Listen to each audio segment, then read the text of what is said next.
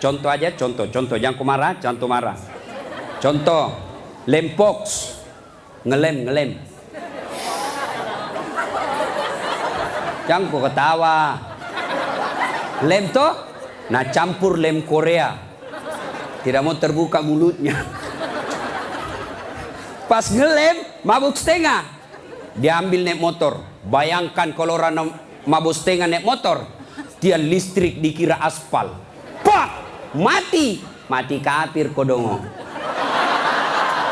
Makanya anak muda, silakan kau jadi anak gaul, anak band-band, anak motor-motor, anak skater, silakan. Tapi jangan dekati yang namanya minuman keras.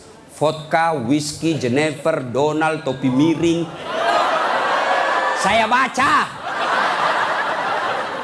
Tuh, mati. Siapa lagi yang bisa mati dalam keadaan kafir? Contoh aja ini, jangan marah. Sabung ayam. Ada juga di sini. Didapat sama polisi. Kejar sama polisi. Jangan lari. Masih lari, tembak peringatan. Masih lari, tembak 2 kali. Masih lari, tembak 3 kali. Akhirnya tembak kakinya. Tembak kakinya, kepalanya dikena. Saya tanya temanku ya polisi, bagaimana caranya kakinya kok tembak kok kepalanya dikena? Dia bilang soalnya waktu tembak dia jongkok. Oh, pantas. Ini jangan kau musuhi polisi, cowok. Oi, kau kira enak? Kau kira enak kalau hidupmu tidak ada polisi di Indonesia? Hah? Rumahmu dirampok, istrimu dibunuh, anak gadismu diperkosa, hartamu dijarah, kau datang ke polisi.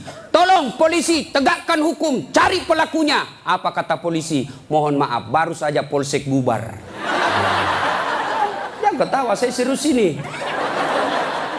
Toh, pun kalau ada polisi yang minta uang di jalan, biar anak SMP diminta juga uangnya, itu bukan polisi Indonesia, polisi film India. Itu film India kan 3 jam, nanti habis film baru dia datang.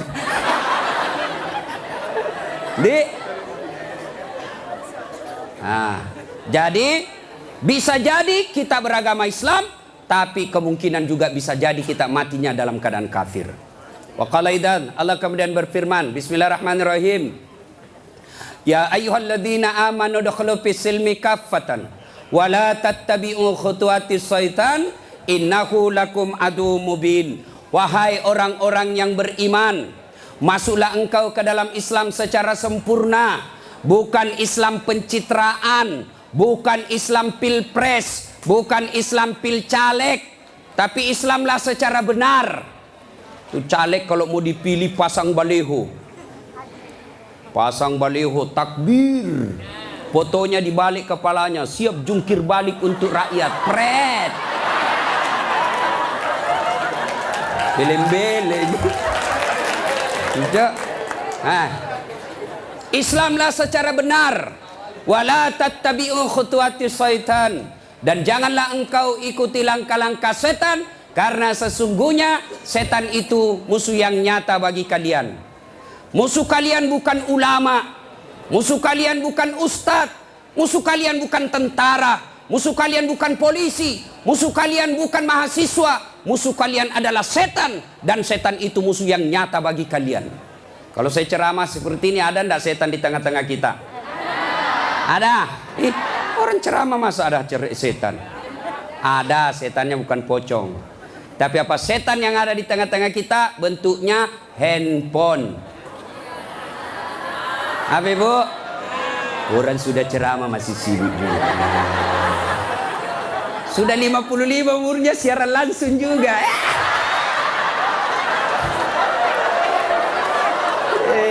Gayanya. Woi, jangan siaran langsung. Saya tidak mau kalau ada siaran langsung. Simpan dulu HP-mu. Woi. Ibu-ibu yang pegang HP selama saya ceramah, saya doakan suaminya kawin lagi. Simpan dulu HP-mu. Simpan dulu. Simpan dulu HP, simpan dulu.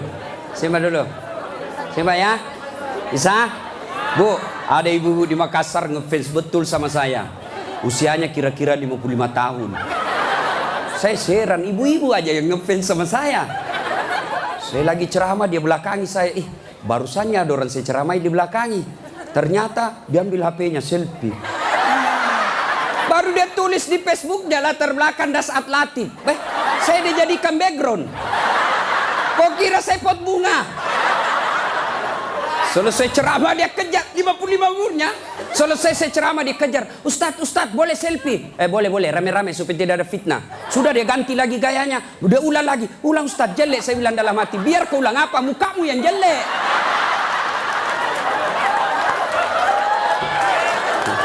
Selesai selfie. Langsung dia bilang, Ustadz boleh cium? Hah?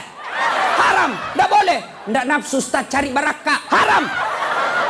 Coba kau masih muda. Nakal. Simpan dulu HP ya, simpan dulu ya. Bu, bisa? Nah, wa qala idzan, Allah kemudian berfirman, Bismillahirrahmanirrahim. Innallaha wa malaikatahu yusalluna 'alan nabi. Ya ayyuhalladzina amanu sallu alaihi wa sallimu taslima. Sesungguhnya Allah dan para malaikatnya bersalawat kepada Rasulullah Muhammad sallallahu alaihi wasallam, maka wahai orang-orang yang beriman, bersalawatlah kalian kepada Rasulullah dengan sebaik-baik solawat. Saya mau dengar mana lebih kencang suaranya, ibu-ibu dengan bapak-bapak. Kita tanding malam ini, siap? Siap? Nah, yuk cowok-cowok, terutama ini cowok jomblo fisabilillah. Nah, kau diam dulu, kita dengar dulu ini ibu-ibu salawat ya. Ayo bu, ayo bareng-bareng bu.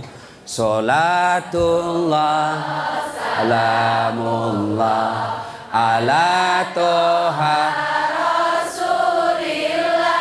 Salatullah salamullah ala yasin Habibillah. Alhamdulillah.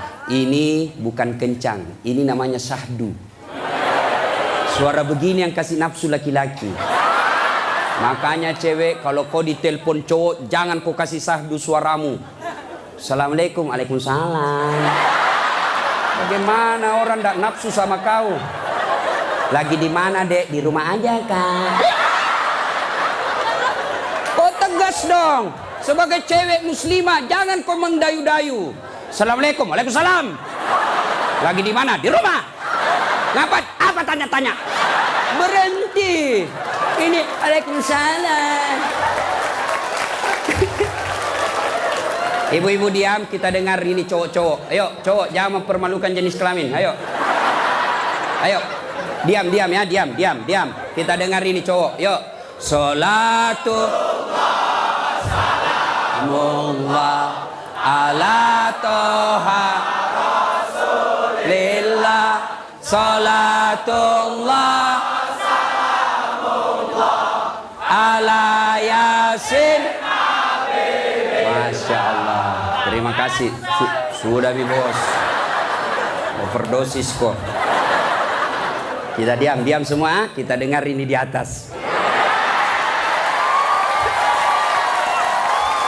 Ayo. Duduk ngambil gaya loh. Ya, ayo bareng-bareng. Yuk. Love it. Ini mau poligami, Fred.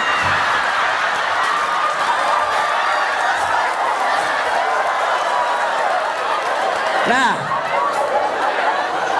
ayo bareng-bareng semua. Yuk.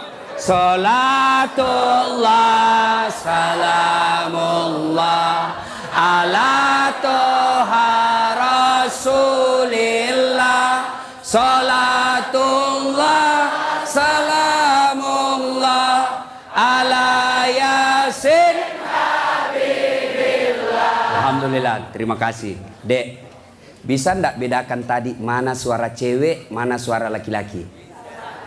Bisa.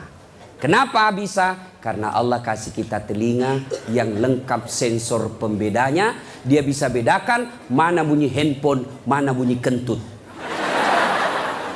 Tanpa kau pernah kursus. Woi cewek, mau ndak saya kasih handphone iPhone X Max 512 giga? Mau? Gratis, mau? Mana? Mau.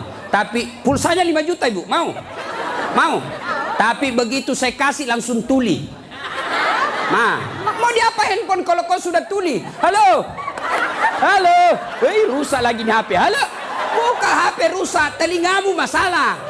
Berarti yang mahal bukan jaringan, yang mahal bukan seluler, yang bukan handphone yang mahal. Apa yang mahal? Telinga. Allah kasih kau gratis, tidak perlu kau bayar. Hebatnya lagi nih telinga, ya. Tempatnya kiri kanan proporsional. Bagaimana seandainya telingamu satu di bawah pantat? Halo, ya Ustadz. Lagi di mana? Di rumah aja Ustadz. Ayo. Repot toh? Ya, repot. Makanya kita ucapkan alhamdulillah. Alhamdulillah. Woi, cowok. Woi. Mau saya kasih ini kamera, mahal ini kalau dikumpul semua, ratusan juta ini. Saya mengajar mata kuliah fotografi di UNHAS. Nih, ya. Kalau kau mengambil gambar, kau harus tahu berapa megapiksel kekuatan kamera kamu. Kau harus tahu berapa kekuatan cahaya di tempat itu. Kau harus tahu berapa kecepatan angin ketika ada kau ambil gambar. Kau harus tahu berapa jarak dari matamu dengan objek yang kau akan ambil. Apa ini kamera yang mahal? Bukan. Apa yang mahal? Mata. Allah kasih kau gratis, tidak perlu kau bayar. Hebatnya lagi di mata, begitu kau buka otomatis autofokus. Tidak perlu kau putar. Siapa ini? Oh, ternyata Felix Xiao. Wah, tidak perlu Pak. Otomatis. Dan hebatnya lagi di mata, Allah kasih kau sensor. Dia bisa bedakan mana istri, mana tetangga. Coba bayangkan, seandainya tidak bisa dibedakan, tertukar istrimu. Kenapa malam minggu lain-lain rasanya ini? Ternyata Satpol PP. Makanya kita ucapkan alhamdulillah. Alhamdulillah.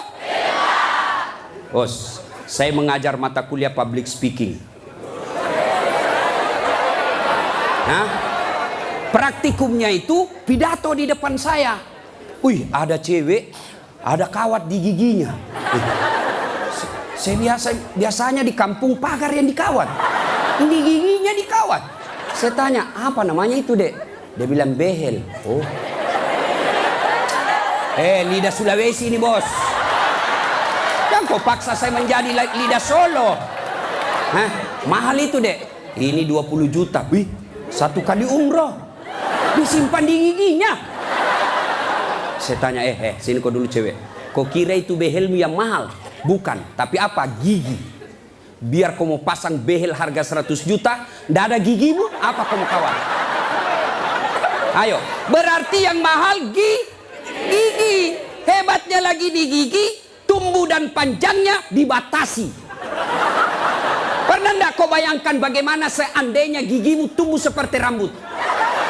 Saya yakin Dude Herlino tidak akan main sinetron kalau sudah keluar giginya. Tidak ada yang mau nonton. Makanya kita ucapkan alhamdulillah. Makanya jangan kau pernah ngeluh. Jangan kau merasa putus asa. Jangan kau merasa kamu miskin. Kalian semua orang kaya. Yang kekayaanmu kata Allah, fi ahsani takwim. Itu badanmu yang sangat cantik. Ya. Saya jelek Ustaz. Karena kau membandingkan sama yang cakep. Saya tidak mau duduk dengan ini artis Satri Hijrah. Hancur saya. Hancur. Lebih baik saya dekat-dekat sama Tukul 11-12. Kalau saya dekat-dekat di sini hancur saya, Pak. Bersyukurlah kepada Allah. Dan salah satu cara bersyukurmu, kamu datang di tempat ini. Allah kasih kita begitu banyak nikmat. Sehingga Rasulullah pernah sujud, meneteskan air mata dalam sujudnya. Lalu Umar bertanya, ya Rasulullah, kenapa kau meneteskan air mata? Kata Nabi, karena saya tidak bisa membayar nikmat Allah dengan ibadah yang saya lakukan. Adakah yang bisa mengalahkan ibadahnya Nabi? Demi Allah, di kolong langit ini tidak ada orang yang hebat ibadahnya seperti Rasulullah Muhammad SAW. Tapi beliau masih sadar ibadah yang dilakukan tidak mampu membayar nikmat yang Allah berikan. Maka kalian bersyukur datang ke tempat ini.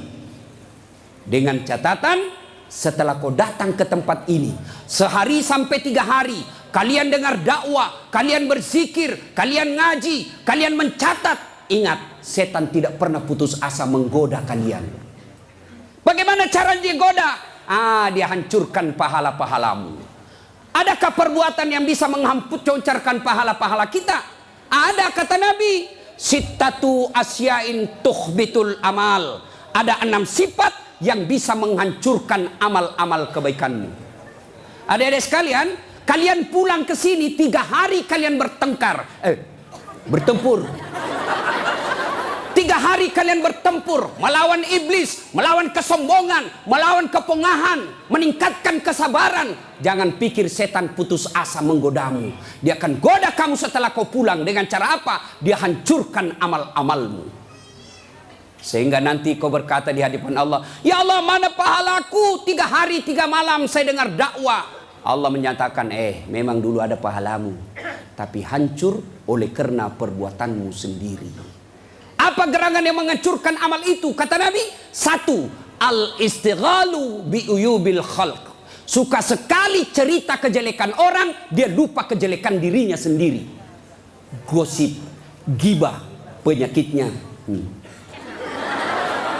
Bu ibu, Nabi ketika Isra Mi'raj diperlihatkan, bawa Nabi ke surga, Masya Allah banyak perempuan. Masuk ke neraka, na'udzubillah min zalik, lebih banyak lagi perempuan. Kenapa? Kata Nabi, karena 2 hal. 1, dia tidak mampu mensyukuri nikmat berupa suami. Dan yang kedua, dia tidak mampu menjaga mulutnya. Penyakitnya ibu-ibu. Saya ajak lewat tadi, masih ada yang gosip. Begitu saya dilihat, dia bilang, itu juga bajunya yang di YouTube. Sibuk. Kenapa? Saya pakai baju kau yang sibuk. Kang gosip. Jengkelku. Kenapa kau gosip saya? Bu, halo ibu. Penyakit ibu-ibu yang tidak bisa dikendalikan, hawa nafsu menceritakan kejelekan orang. Kalau laki-laki kumpul paling dicerita, wih, itu anak sayang. Yang pertama cakep tapi beleng-beleng. Itu yang kedua cakep, tapi ya dongok. Itu kan. Paling kita cerita itu, wah itu motor saya rewel, itu mobil saya yang tua, wah sedikit-sedikit mogok lagi. Itu atap rumah saya bocor. Paling kalau bapak cerita itu, tapi coba kalau ibu-ibu. Pertama dicerita sinetron. Jelek betul sifatnya itu ya. Sana itu. Iya toh, langsung tetangga jadi korban. Kumpul begini tuh masih ada gosip. Apa? Dia enggak ngomong tapi matanya dong. Apa? Kudungnya enggak serasi dengan roknya. Dia bilang, ya kayak umbul-umbul. Sudah. Satu udah digosip. Lewat lagi satu. Apa? Palsu. Kenapa kau tahu? Lipstiknya. Kenapa kau tahu? Melengket di giginya. Coba ya. Ayo adik-adik. Ya. Nah, maka saya heran sebagai anak bangsa, kok kita dituduh orang Islam selalu menyebarkan fitnah. Islam sangat membenci fitnah sehingga Nabi mengatakan al fitnatu asaddu minal qatl. Fitnah itu lebih kejam daripada membunuh. Jadi pemain buser. Apakah namanya itu? Cocok nih. Buser, apakah itu? Yang suka cari-cari duit dari menyebarkan fitnah. Hah? Yo itu baser. Hah? Manalah. Tidak adalah kita orang Islam. Suatu kali Nabi menyampaikan, barang siapa yang mengucapkan 2 kalimat syahadat, diyakini sampai mati pasti masuk surga. Abu Hurairah senang dengar ini. Lalu Abu Hurairah berlari-lari kecil menuju ke pasar. Dengan tujuan apa? Dia mau menyampaikan berita gembira ini. Lalu didapat oleh Umar. Abu Hurairah, kau mau pergi mana buru-buru? Saya mau menyampaikan berita penting. Apa itu? Barusan saja saya dengar menyampaikan Nabi, siapa yang syahadat, yakin sampai mati, pasti masuk surga. Umar berkata, betul kok Nabi bilang begitu? Betul. Saya tidak percaya. Ayo kita datang ke sumber. Dalam teori komunikasi inilah disebut check and recheck. Datanglah Umar klarifikasi ke sumber berita Rasulullah. Ya Rasulullah, katanya Anda mengucapkan siapa yang syahadat, yakin sampai mati, pasti masuk surga. Apa betul berita seperti itu ya Rasul? Nabi katakan betul. Tapi ya Rasulullah, ada apa? Ini Abu Hurairah, dia mengumumkan di pasar. Terus saya khawatir nanti disalahpahami umat kita. Biar tidak sholat yang penting syahadat masuk surga. Biar judi yang penting syahadat masuk surga. Biar zina yang penting syahadat masuk surga. Saya salah paham nanti orang, saya khawatir hadis ini dipahami dengan salah. Lalu Nabi katakan, oke, jangan kau sampaikan ini halal umum, karena dia bisa mengganggu kemaslahatan umat. Itulah sebabnya kita kenal dalam Islam, likulli makam makal, walikulli makal makam. Setiap ada ucapan, ada tempat yang cocok untuk ucapan itu, dan setiap tempat ada ucapan yang cocok untuk tempat itu. Maka ibu-ibu harus bijaksana memegang WhatsApp, harus bijaksana memegang medsos. Kenapa? Karena jika ibu salah menempatkan medsos itu, maka ibu bisa berujung pada penjara. Dua, yang bisa menghancurkan amal kebaikan kita. Apa itu kata Nabi? Hubbud dunia, terlalu cinta kepada dunia.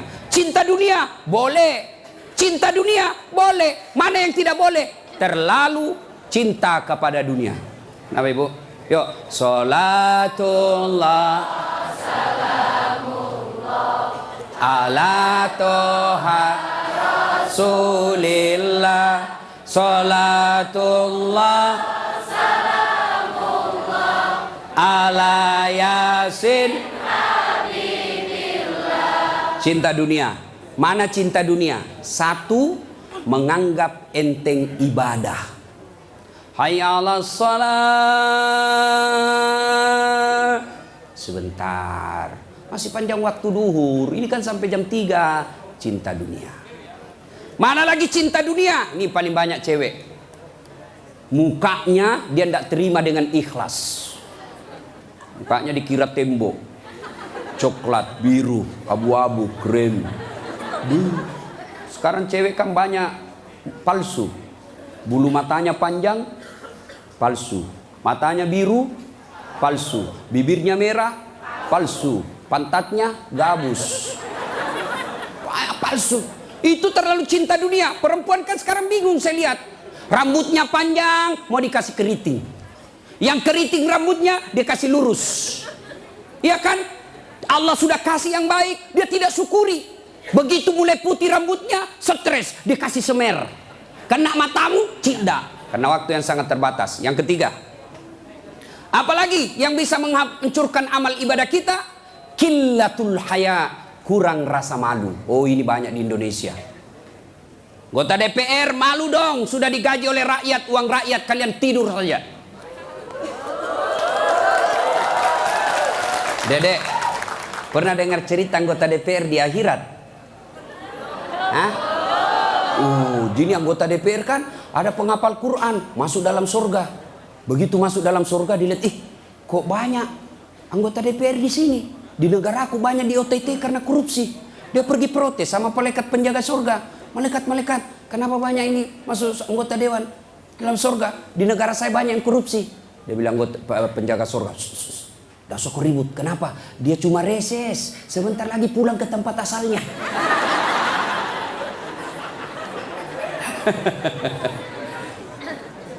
Terlalu cinta kepada dunia dilarang oleh agama. Maka oleh sebab itu kita diberikan hanya syukuri nikmat yang Allah berikan. Yang ketiga, qillatul haya, kurang rasa malu. Malu dong menyebarkan fitnah. Malu dong jadi artis tapi menyebarkan syahwat. Malu dong jadi pejabat tapi korup. Malu dong jadi kontraktor tapi rampok. Pernah dengar cerita kontraktor di akhirat? Hah? Oh, ini penghuni surga sama penghuni neraka baku SMS. SMS-an dia bilang penghuni surga, "Mas bro, bagaimana kabarmu di situ?" "Bah, enggak ada enak di sini. Di blender terus kita di sini. Enggak ada jam istirahat." "Kau di situ bagaimana kabarmu di surga?" "Masya Allah, enak betul. 1 laki-laki 7 bidadari." Bayangkan Pak, 7. Dan itu bidadari tidak pernah kentut. Seperti istri kita di rumah 7 kali kentut 1 hari. Tidak pernah kentut. Perawan terus. 7 bidadari. Sampai jam berapa?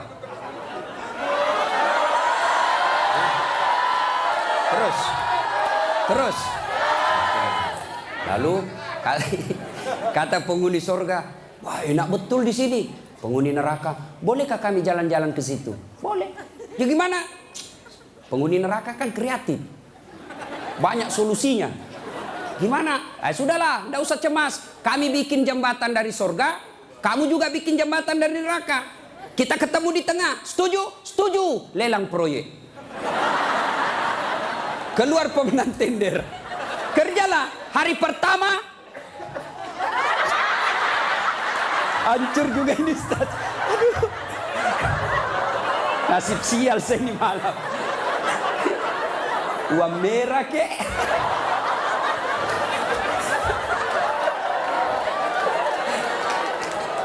Jauh-jauh dari Sulawesi 10.000.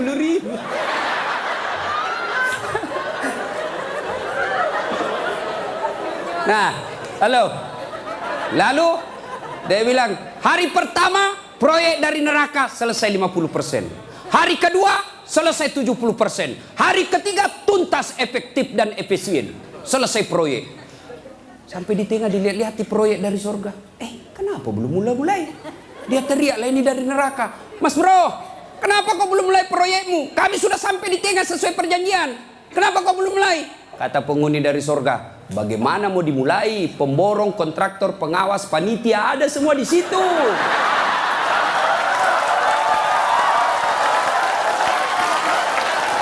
Di sini penghafal Quran aja di sini. Nggak tahu hitung proyek, salah-salah kalkulatornya.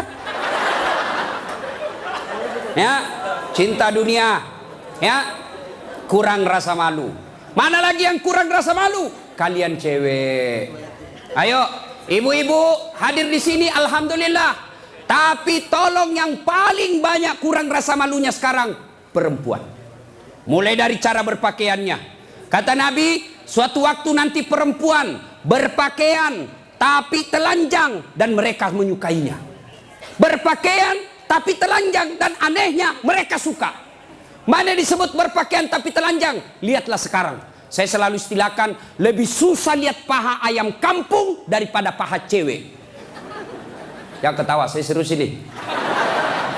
Coba lihat paha ayam kampung. Bapak harus kembali kampung dulu. Kan namanya ayam kampung, jadi kita harus kampung dulu. Iya toh? Sampai di kampung, kau sudah lihat pahanya ayam? Tidak. Kau beli dulu 100.000. Sudah kau beli, sudah kau lihat pahanya? Belum. Kau kejar dulu 1 jam. Begitu kau mau tangkap, dia terbang. 1 jam dikejar, baru tangkap. Sudah kau tangkap, sudah lihat pahanya? Belum. Kau potong dulu dengan ucapan Bismillahirrahmanirrahim. Sudah kau potong, sudah lihat pahanya? Belum. Kau rebus dulu 15 menit air panas. Sudah kau rebus, sudah lihat pahanya? Belum. Baru dicabut. Baru kelihatan pahanya putih mulus. Balik kampung, kau keluar 100.000, kau kejar 1 jam, kau potong dengan kalimat basmalah, kau rendam 15 menit air panas, baru lihat pahanya yang putih. Ayam kampung. Tapi coba lihat cewek, kau berdiri saja di pinggir jalan, 15 menit, 10 pasang paha cewek gratis. Bahkan kadang-kala boleh dicolek. Makanya cewek, mari kita kerjasama. Kami laki-laki jaga mata, tapi tolong Anda cewek jaga akhlak. Biar kami setengah mati jaga mata, kalau kalian gentayangan habis amal kami.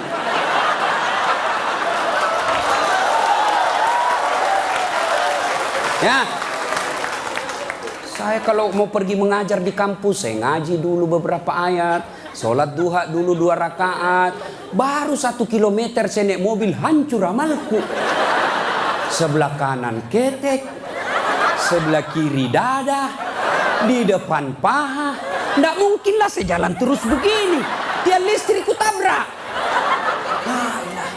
Hei cewek, woi, mari kasihani mata kami. Dilihat, haram? Tidak dilihat, barang bagus.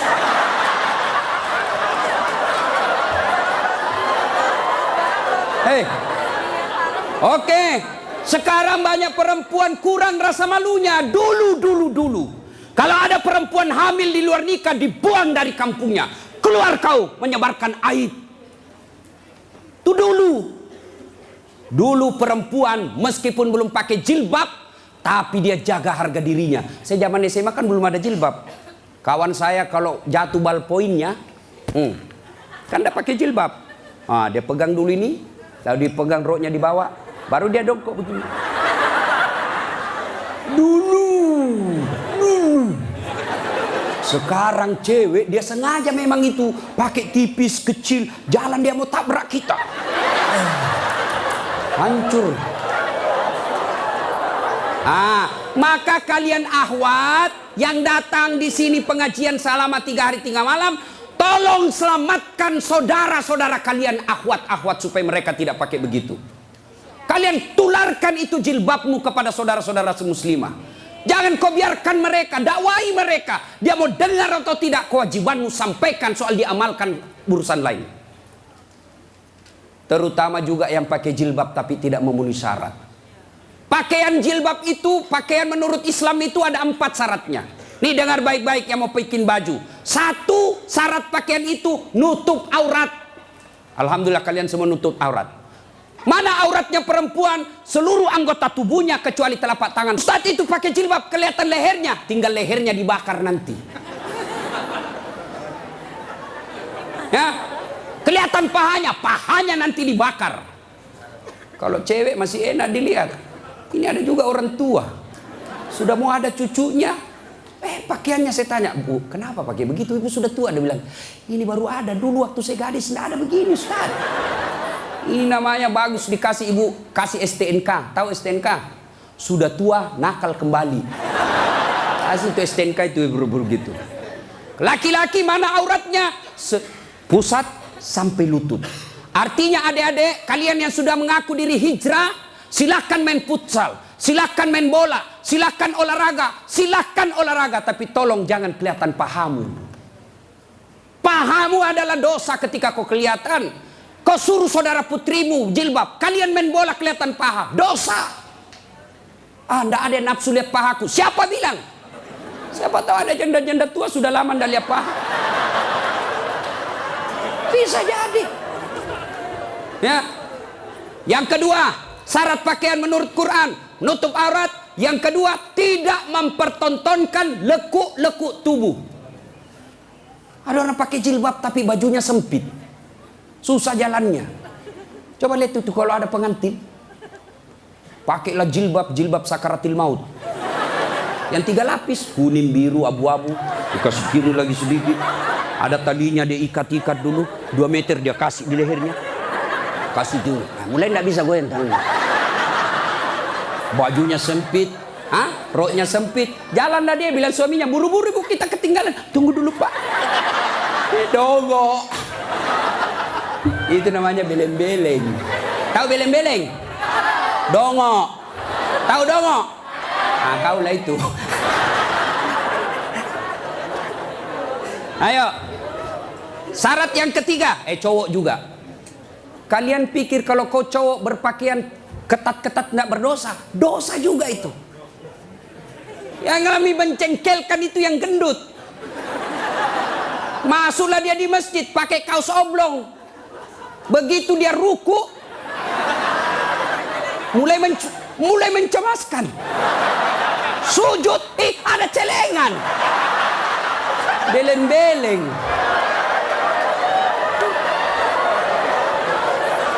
Nah, yang ketiga, syarat pakaian yang ketiga, saya ulang, tutup aurat, tidak mempertontonkan lekuk-lekuk tubuh. Yang ketiga, pantas. Apa maksudnya? Kalau saya alumni apalagi Muslim United, saya alumninya, 3 hari 3 malam saya dengar dakwah, maka sebaiknya pantas tidak saya berpakaian begini. Saya pengurus remaja masjid, pantas tidak saya berpakaian begini. Saya muslim terhormat, pantas tidak berpakaian begini. Saya pejabat, pantas tidak saya berpakaian begini. Saya muslimah, pantas tidak berpakaian begini. Tanya kepantasannya. Itulah sebabnya agama Islam mengajarkan ketika aku berpakaian, tanya, yuk pantas tidak pakaian begitu? Dan ini pakaian ternyata menyelamatkan kita dari dosa. Mana buktinya? Saya kemana-mana saya pakai begini. Cuma kadang-kala dia gosip saya itu pegawai bank. Kan saya mana-mana pakai sarung. Saya masuk nabung, ada pegawai apa sih itu yang namanya terima duit? Teller. Hah? Iya teller. Dia gosip. Dia kan, apa? Salah masuk.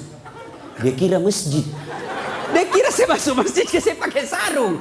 Saya dengarlah saya, kenapa? Saya pakai sarung, kau yang sibuk. Nggak jadi saya nabung, pulang saya. Orang kalau pakai muslim begini, baju koko, gamis, insya Allah terpelihara dari dosa. Saya jalan tiba-tiba di mall banyak cewek cantik, nggak mungkin saya lihat. Kenapa? Saya malu. Masa Ustadz lihat cewek cantik? Terpaksa dilihat, ya lihat sedikit aja. Sudah. Ayo, ibu-ibu, mau ndak suamimu terhindar dari tempat-tempat maksiat?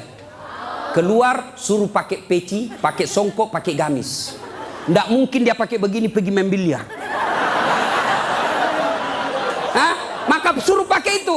Ada di Makassar, saya sudah suruh pakai Ustadz, tapi di mobil dia ganti. Memang sudah tabiatnya itu, sudah bajingan. Yang keempat, syarat pakaian yang keempat adalah indah. Ternyata Allah tidak meninggalkan keindahan. Allah tidak melarang kita keindahan dalam berpakaian, tapi dengan catatan tertib aturannya. 1, tutup auratmu. 2, jangan kau tontonkan lekuknya. 3, pantas. 4, indah. Ini sistematis, tidak boleh ditukar. Sayang 1000 sayang kita bikin pakaian. Indah nomor 1, nutup aurat 19. Akhirnya pakaian kita seperti yang kita lihat sekarang ini. Yang di atas turun ke bawah, yang di bawah naik ke atas, ketemu di tengah, tipis, sempit, kecil. Dongo. Nah, qillatul haya, kurang rasa malu. Yang keempat, yang bisa menghancurkan amal kebaikanmu kata Nabi, qaswatul qalbi. Apa itu? Keras hati. Apa itu? Tidak mempan nasihat. Selesai dengar ceramah tidak ada perubahan. Apa malah dia bilang? Siapa panggil itu Ustadz dari Sulawesi? Saya. Lain kali tidak usah undang. Kenapa? Tidak enak ceramahnya. Kenapa? Masa 6 dia bahas saya terus dia kena? Keras hati kau. Selesai dengar ceramah, larang merokok. Malah dia bilang, apa tahu rokok apa? Memangnya saya minta duitmu? Keras hati. Ada perokok di sini? Ada? Saya doakan kalian berhenti merokok. Coba dengar itu calon-calon istrimu. Itu biasa orang merokok kayak kurang kerjaan. Itu aja dikerja 10 menit. Dan saya kasihan kadang-kala kalau di bandara. Coba lihat tuh perokok, dikasih masuk kayak kotak-kotak, kayak belek-belek. Sendiri di dalam kan. Sekali-kali isap kunyah. Jangan kau sebarkan itu asapnya ke kita. Bolehlah kau merokok, silakan, tapi jangan kasih asapnya orang lain. Bagaimana caranya Ustaz? Kau bawa kresek.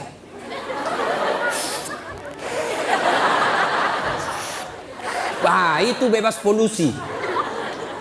Ibu-ibu setuju enggak suaminya berhenti merokok? Kalian membenci 9 naga. Kalian membenci mereka-mereka itu. Tapi kalian beli rokoknya. Kalau kalian mau hancurkan mereka, berhenti kau merokok.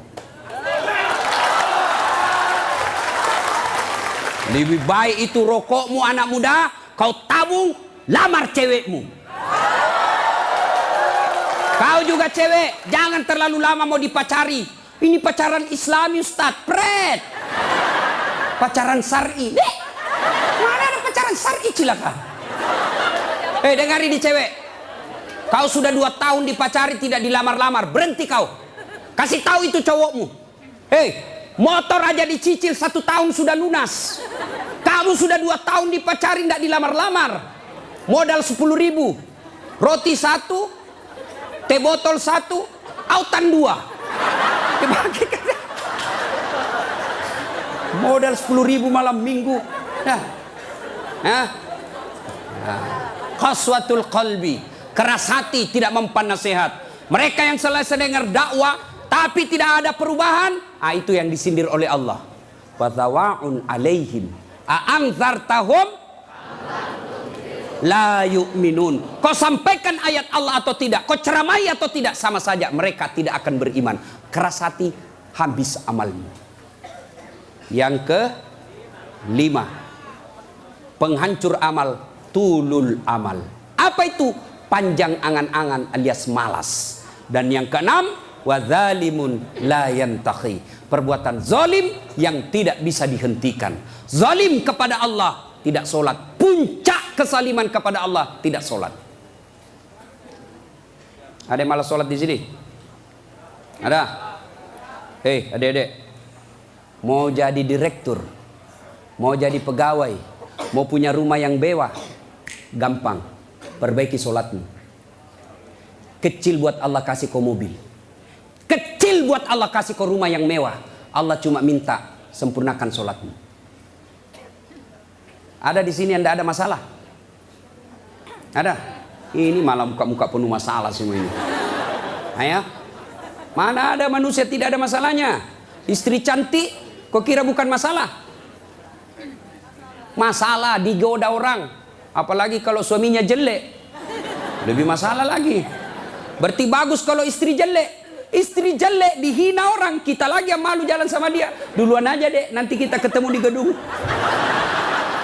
Sampai deket tuh tidak muncul-muncul suaminya. Mana kau bang? Tidak jadi, saya mencret. Istri jelek masalah, istri cantik masalah. Mana ada orang tidak ada masalahnya?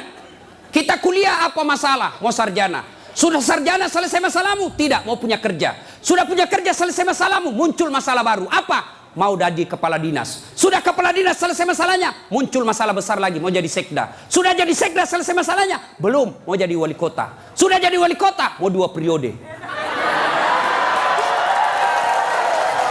Mau 2 periode baru dongo. Beleng-beleng. Kau salah, kenapa kau suruh pilih dongo? Mau kok? Hah? Ayo, tidak ada orang tidak ada masalah. Ya. Maka Allah tidak mengatakan, "Hei Das'at, ada masalahmu? Kau puasa dulu." Tidak. "Hei Das'at, ada masalahmu? Kau jadi dokter dulu. Kau jadi insinyur dulu. Kau kaya dulu. Kau anggota DPR dulu." Allah tidak menyatakan itu. Allah cuma minta 2. Ista'inu bis-sabri was-shalah. Sabar, perbaiki sholatmu. Saya yang selesaikan masalahmu. Itu janji Allah, bukan janji caleg. Kalau caleg mau dipilih, dibagi-baginya kartu namanya. Pilih saya, pilih saya. Ada masalahmu, telepon saya 24 jam. Begitu terpilih, dia ganti nomor HP-nya. Allah janji, pasti Allah tepati. Allah cuma minta, ada masalahmu cewek, kau risau soal jodoh, yuk perbaiki sholatmu. Cowok, ada masalahmu, kau sudah sarjana, tidak dapat kerja, yuk sempurnakan sholatmu. Saya sudah sholat Ustaz. Betul kau sholat tapi tidak ikhlas. Hayya 'alas shalah. Asar lagi. Barusan duhur, kau tidak ikhlas. Saya sudah sholat Ustaz. Betul kau sholat tapi main-main. Mana buktinya? Allahu Akbar. Alaikum. Ya kana muliaan. Suratul ladzina. Kau ketawa karena kau bayangkan dirimu. Nah, siapa yang ngajar kau sholat begitu? Sampai ada yang tanya saya ibu-ibu, "Ustadz, boleh enggak sholat? Panas Ustadz di rumah, enggak ada AC, enggak ada kipas. Sholat duhur boleh enggak tidak pakai BH?" Boleh, tapi kau tidak beradab namanya. Boleh. Bayangkan kalau kau ruku. Yang ketawa cowok, ini bagian laki-laki perempuan. Boleh, tapi tidak beradab namanya. Itu kau tidak ikhlas. Saya sholat Ustadz, betul kau sholat. Tapi sholatmu ya tidak seperlunya. Ayo juga sholat Allah.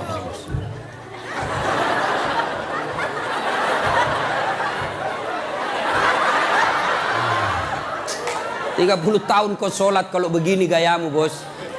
Adik-adik, kau punya handphone? Ibu-ibu punya handphone? Waktu beli handphone itu ada buku pedoman kan? Iya. Dan di situ dicatat merah tebal buku pedoman petunjuk pemakaian handphone. Dicatat besar-besar. Catatan penting, baca buku pedoman ini sebelum penggunaan handphone. Handphone aja kau pakai itu, belum tentu untuk kebaikan, ada buku pedoman penggunaannya. Sholat kalian yang pakai 5 kali sehari semalam paling sedikit, lalu kenapa kau tidak pernah buka buku pedoman sholatmu? Ya, nah, maka bu, bapak, perbaiki saja sholat, insya Allah selesai masalahmu. Ya? Zolim, zolimun la yantahi, perbuatan zolim yang tidak bisa dihentikan kepada Allah. Yang kedua, zolim kepada jenis kedua, zolim kepada sesama manusia. Tidak usah zolim kepada tetangga. Ibu-ibu zolim kepada suaminya. Mana ibu-ibu zolim kepada suaminya? Suaminya dijadikan tahanan kota. Baru keluar 1 jam ditelepon, di mana kau pak? Di mana kau? Keluar kau, pulang kau. Oh, bagaimana kita tidak cepat mati? Kita keluar, kau cari sampai di rumah, kau maki-maki, baik kalau kau cantik. Berat badan makin nambah. Duduk makan canggoma. Nonton sinetron ngangkat ketek sambil menguap. Kita di jalan semua harum cewek-cewek, sampai di rumah la haula wala quwwata illa billah. Suami zalim kepada istrinya. Contohlah Rasulullah, ya. Rasulullah itu sangat romantis. Maka orang yang zalim kepada Allah adalah tidak menunaikan kewajibannya kepada Allah. Zalim kepada sesama manusia, hak-haknya orang dia serobot. Dan yang ketiga, zalim kepada diri sendiri. Apa zalim kepada diri sendiri? Dia sudah tahu maksiat, tapi dia tetap lakukan. Maka menghindari semua itu, kita hadir di tempat ini sebagai wujud kita cinta kepada Allah. Mudah-mudahan kesalahan-kesalahan kita diampuni oleh Allah Subhanahu wa taala. Banyak yang ingin kita sampaikan, tapi waktu jualah yang membatasi kita. Insya Allah lain waktu dan kesempatan kita akan lanjutkan. Kalau masih mau dengar ceramah saya, gampang. Gimana caranya Ustadz? Ambil handphonemu, buka YouTube, tulis nama saya Das'at Latif. Keluarlah ceramah saya yang ratusan. Sudah itu jangan lupa kasih tanda begini. Yang ketawa saya serius ini bos. Yang kau kasih begini. Kalau kasih begini dia cari kau malaikat pencabut nyawa.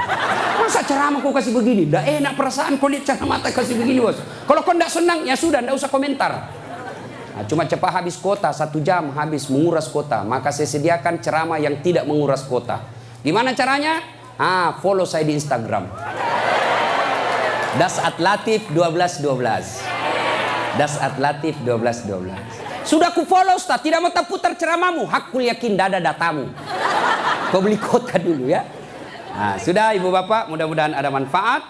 Sebelum kita akhiri, mari kita kirimkan suratul Fatihah kepada Rasulullah Muhammad SAW. Khasiat dan keutamaannya kita ikhlaskan untuk mereka yang merintis pembangunan masjid ini.